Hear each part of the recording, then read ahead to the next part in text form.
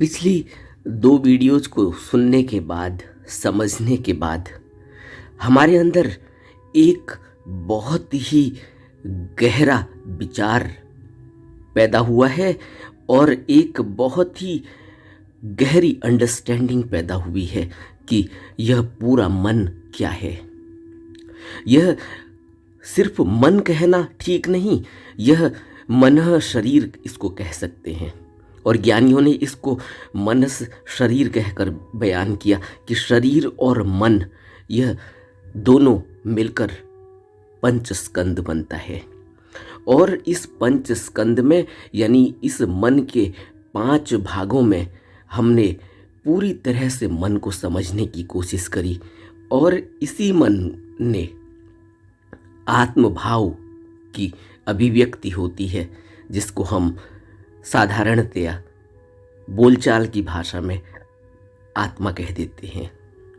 इसी को बुद्ध ने आत्मभाव कहा, न कि आत्मा, क्योंकि आत्मा का अनुभव मन नहीं कर सकता। इस पर हमने डिटेल में इन 2 वीडियोज़ में बात करी है, पार्ट 1 और पार्ट 2 में। आत्मा, अनात्मा, आत्मभाव, पंचस्कंद, विज्ञान, इस पर हमने गहरे में बात की। आज जब हमने यह दोनों वीडियोज़ को अच्छी तरह से अंडरस्टैंड किया, समझा मन के बारे में, अब हम यह समझ सकते हैं कि यह मन बार बार कैसे पैदा होता है, जिसको बुद्ध कहते थे कि यही मन दोबारा पैदा हो जाता है। और यह मन कैसे पैदा होता है, इसको भगवान बुद्ध ने डिपेंडेंट ओरिजिनेशन और डिपेंडेंट अराइजिंग या इंटरडिपेंडेंट कोअराइजिंग कह सकते हैं, जिसको प्रतीत्य समुत्पाद का सिद्धांत या पटिज्ज समुत्पाद कहा गया। कार्य कारण का यह सिद्धांत है, कारण परिणाम का कानून है।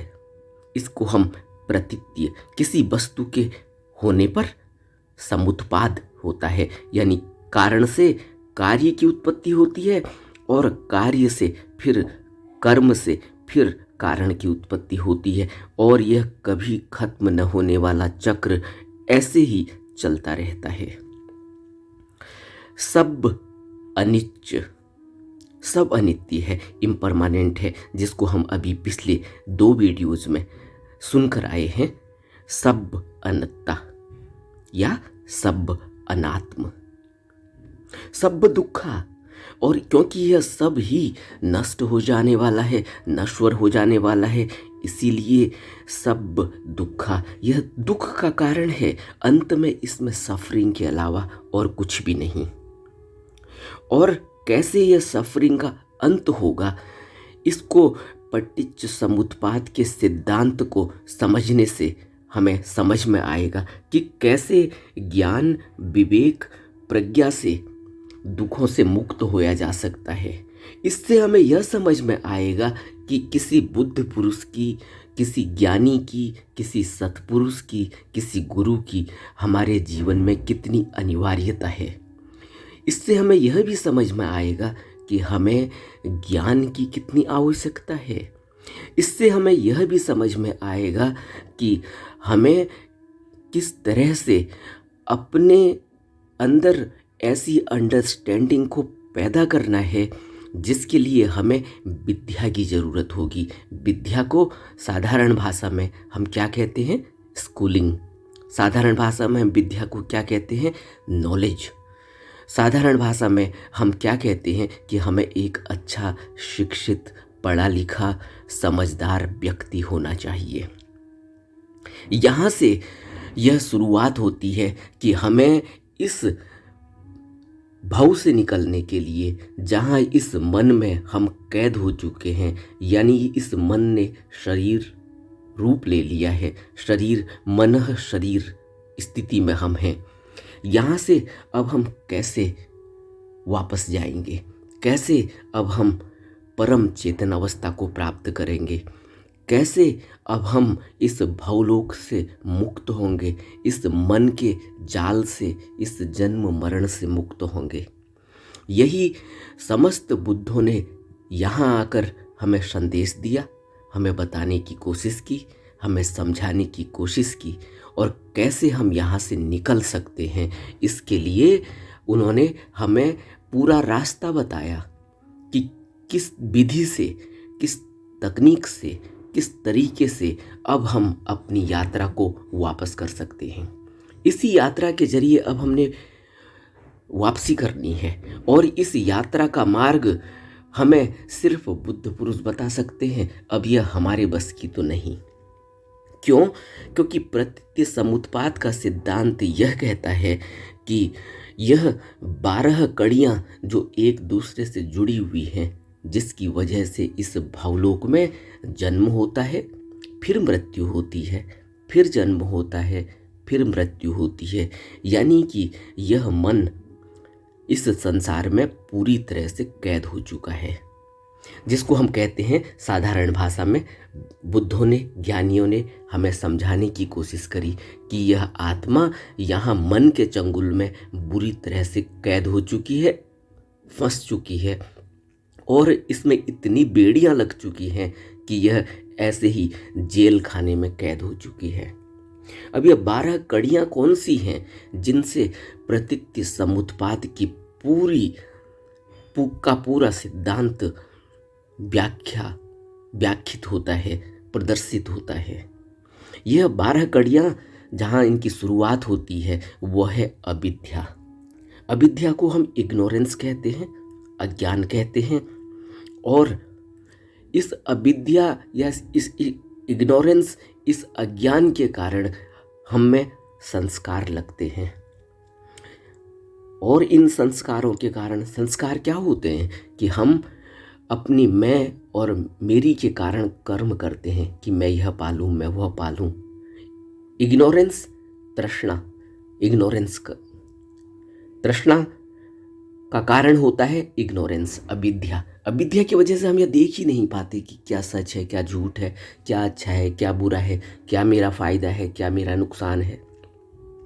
और इस अज्ञान के कारण हम क्या करते हैं, हम रिएक्शन कर जाते हैं, संस्कार पैदा हो जाता है, कर्म कर जाते हैं, और उस कर्म के कारण क्या होता है, कॉन्शियसनेस जागृत हो जाती, विज्ञान की उत्पत्ति हो जाती है। और जैसे ही विज्ञान की उत्पत्ति हुई, मन और शरीर रूप में आ जाता है, नाम रूप पैदा हो जाता है, यानी यह पूरा मन शरीर विकसित हो जाता है। मन शरीर, शरीर मन जिसको हम कहते हैं, यह विकसित हो जाता है, जिसको हम पंचस्कंद कहते हैं। जब ये विकसित हो जाता है, कैसे विकसित हुआ?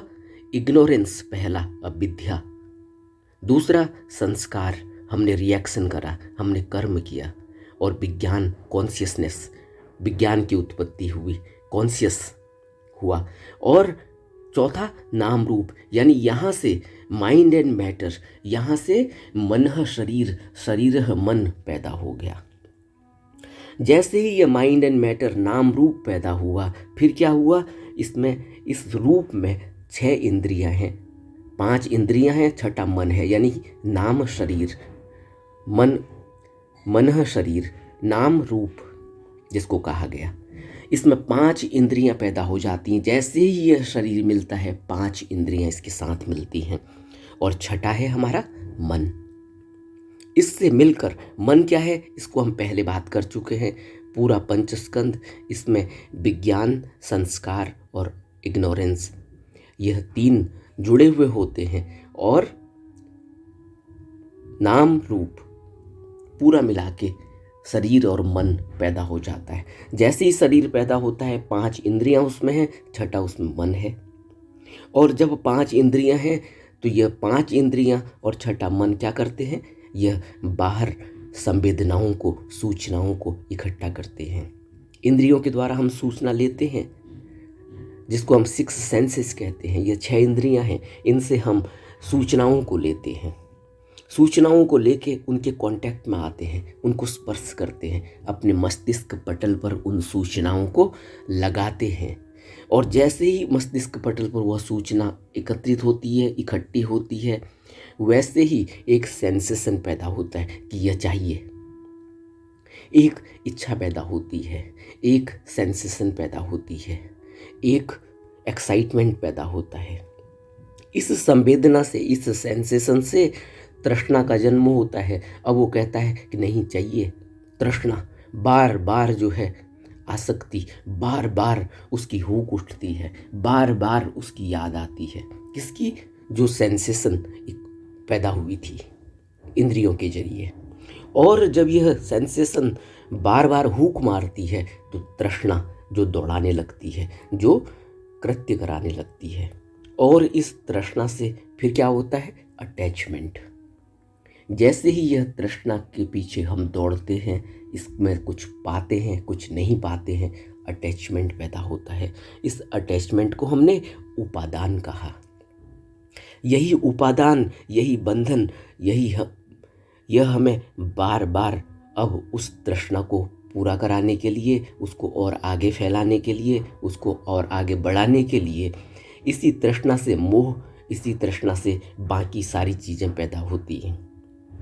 और फिर हम बिकमिंग, जब अटैचमेंट हो जाता है, उपादान पैदा होता है, फिर उसके बाद बिकमिंग यानी भव की उत्पत्ति होती है, यानी जन्म और मरण। इस जन्म और मरण के चक्र में हम फंस जाते हैं, डिके एंड डेथ।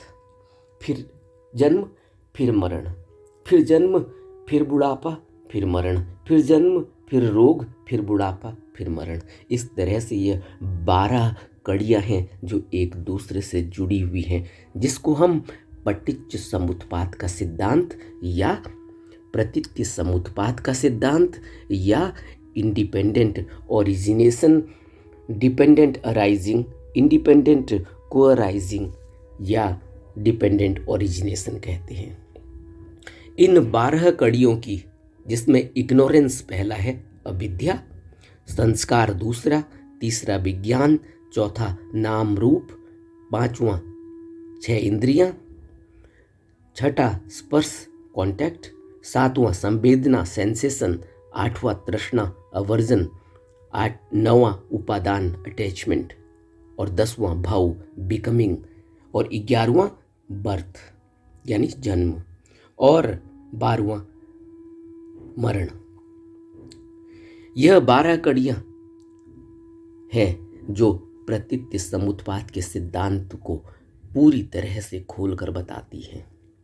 इन 12 कड़ियों का जिक्र हम आने वाले इन अब 12 कड़ियों में करेंगे, 12 वीडियो में करेंगे, और यह समझने की कोशिश करेंगे कि यह पूरी उत्पत्ति का कारण क्या है और कैसे यह उत्पत्ति होती है और कैसे हम यहाँ फंसे हुए हैं। अब यहाँ से निकलने का बगैर तथाता के, बगैर तथागत के, बगैर सतगुरु के कोई निकल नहीं सकता।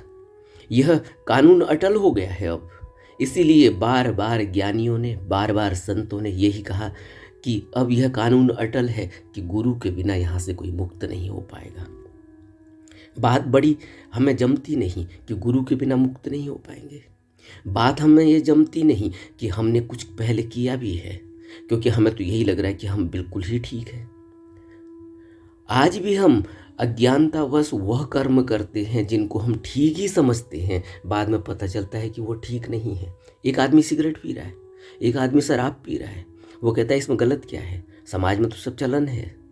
वो अभी भी यही सोच रहा है कि वो ठीक कर रहा है। उसे यह पता नहीं कि यह अज्ञानता का कारण है।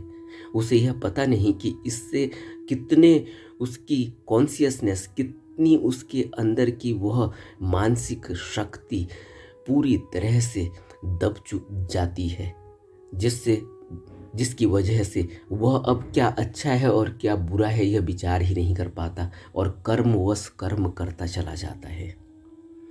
इग्नोरेंस सबसे बड़ा कारण है, यानी अविद्या सबसे बड़ा कारण है, अज्ञानता सबसे बड़ा कारण है, जिससे इस भवलोक की उत्पत्ति में हम फंसते हैं और अंत में फिर मृत्यु और फिर वही अज्ञानता के कारण फिर से हमारा कर्मों के हिसाब से, संस्कारों के हिसाब से फिर हम पैदा हो जाते हैं। यानी मन में लगे हुए, इन 5 स्कंदों में लगे हुए यह संस्कार हमें दोबारा से इसी तरह से यह मन पैदा हो जाता है।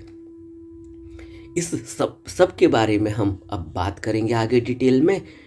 आज हम प्रतीति समुत्पाद के सिद्धांत की शुरुआत कर रहे हैं। इससे पहले भी 2-3 वीडियो इसमें समझने के लिए डाली गई हैं, जिनका आप अच्छे से इन पर विचार कर सकते हैं।